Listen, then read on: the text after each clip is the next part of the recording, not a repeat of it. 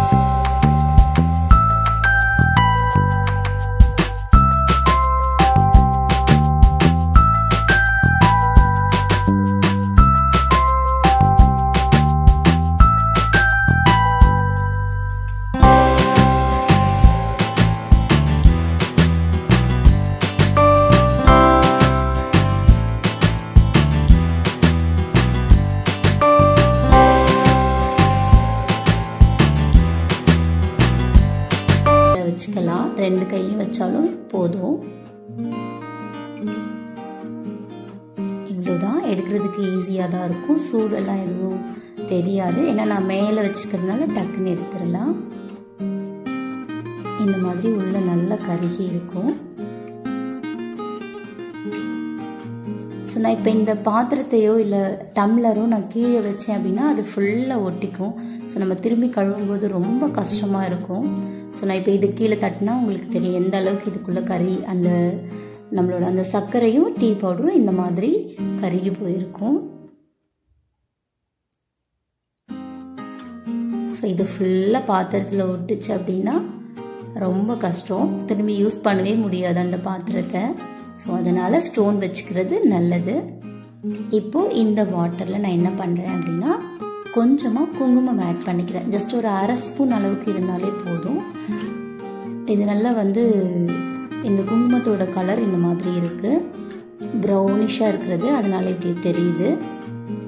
எந்த குங்குமம் வேணாலும் நம்ம ஆட் பண்ணிக்கலாம். நல்லா ரெட்டிஷாக இருக்கிற குங்குமம் ஆட் பண்ணோன்னா அதோட கலரும் நல்லா ரெட்டிஷாக இருக்கும். நம்ம கையில் பிடிச்ச அப்புறம் பார்த்தோம் அப்படின்னா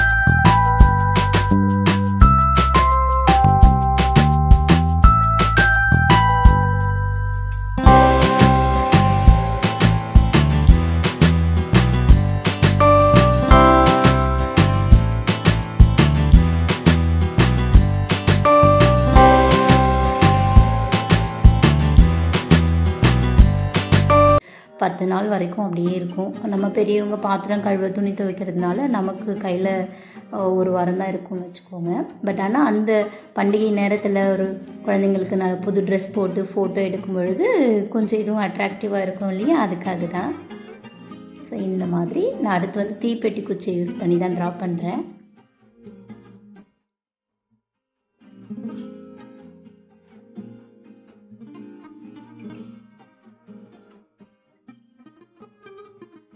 முன்னாடி பின்னாடி நமக்கு என்ன தோணுதோ அந்த மாதிரி எல்லாம் போடலாம்.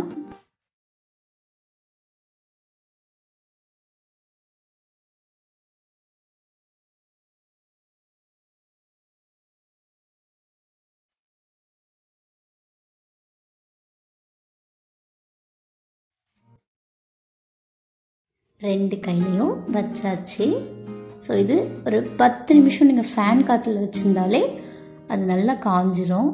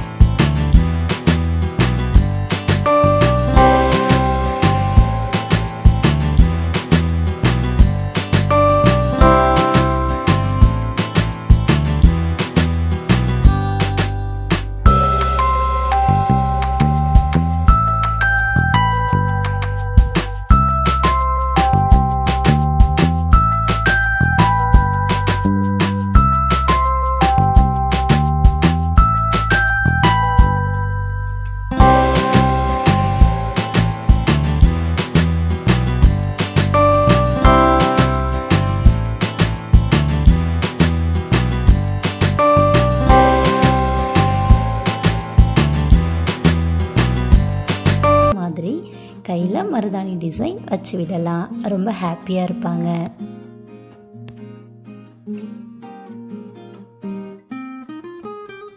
பாப்பாவுக்கு வச்சு முடிக்கிறதுக்குள்ளே தம்பி வந்து ஹேண்ட் வாஷ் பண்ணிட்டு வந்துட்டான்.